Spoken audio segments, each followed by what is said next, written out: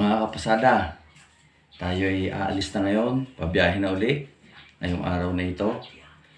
Kaya naman bilang pag-iingat ng Diyos, tayo ay mananalangin upang ipagtagubilin natin ang ating pagbiyahe sa buong maghapon.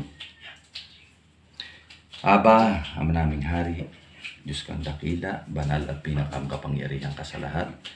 Panginoon, salamat po sa umagang ito sapagkat taglay namin ang buhay at lakas na ipinagkaloob mo sa amin.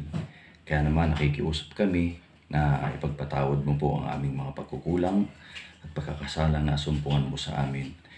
Purihin, sambahin, dakilain ang iyong marangal na pangalan. Kaya naman sa umagang ito kami ay humihiling sa iyo ng kababaan na kalooban at mapagpahinuod na puso upang lagi kaming magtagumpay at manalo sa hamon ng buhay dito sa lupa. Kaya naman dalangin sa iyo na ang katapatan ng puso sa lahat ng bagay sa umagang ito ay pagkaloob mo sa amin sapagkat wala kaming sapat na kakayanan na magawa ang mga bagay nito. Kaya hiniling namin sa iyo ang iyong patnubay at gabay at pag-iingat sa amin.